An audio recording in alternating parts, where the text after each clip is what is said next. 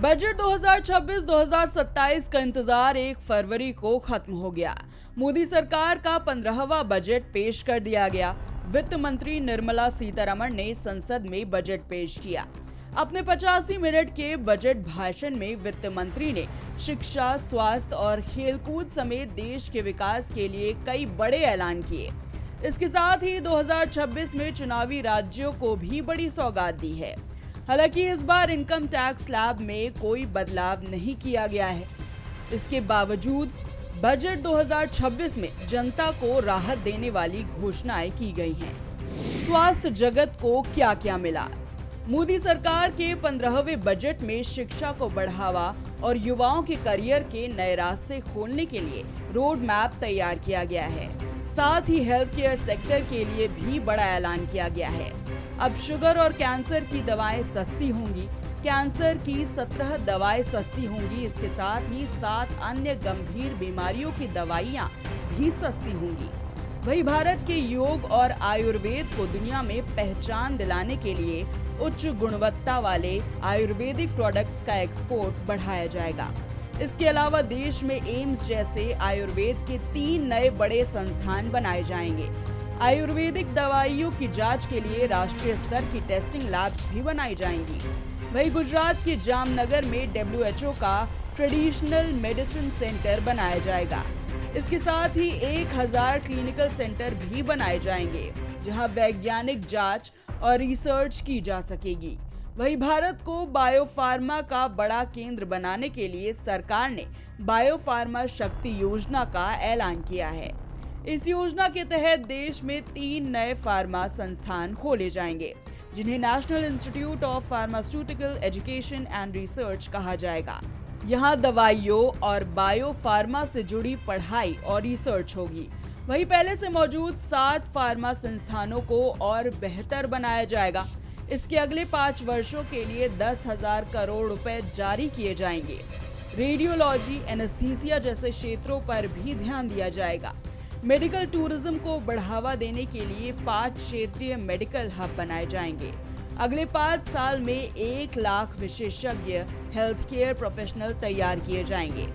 साथ ही 1.5 lakh care givers को training दी जाएगी।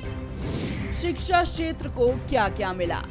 बजट 2026-2027 में शिक्षा क्षेत्र के लिए बड़े ऐलान किए गए हैं। नए बजट में देश के हर राज्य में 5 यूनिवर्सिटी खोलने का ऐलान किया गया है। इसके साथ ही हर शहर में एक गर्ल्स हॉस्टल बनाया जाएगा।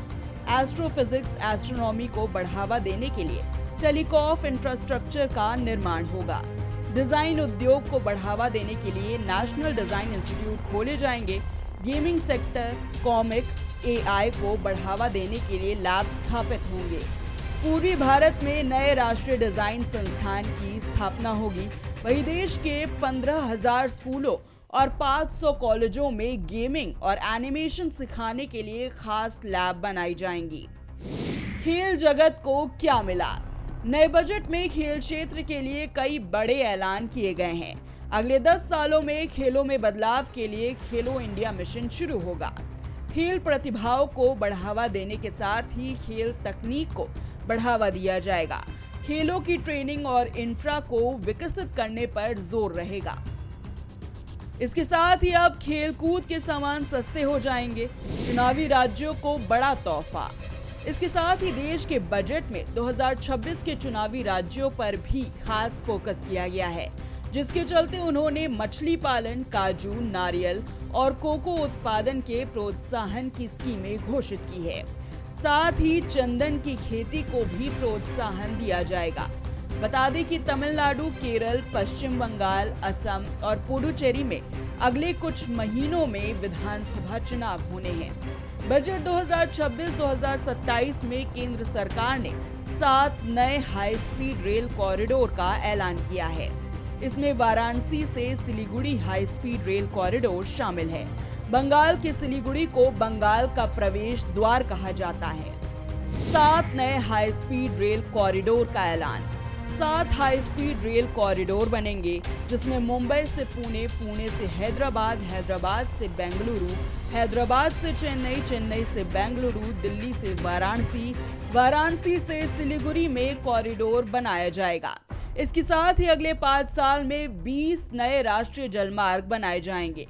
बनारस और पटना में जहाज मरम्मत सुविधाएं विकसित की जाएंगी। महिलाओं को क्या मिला? वित्त मंत्री ने महिलाओं के लिए सी-मार्ट योजना की शुरुआत की है। पिछले साल के बजट में महिलाओं के लिए लखपति दीदी योजना की शुरुआत की गई थी और इस बार के बजट में इस योजना को आगे बढ़ाते हुए सी-मार्ट योजना की शुरुआत की जाएगी, जिसके तहत महिलाओं को अपने कारोबार स्टैब्लिश करने के लिए बड़ा सपोर्ट मिलेगा।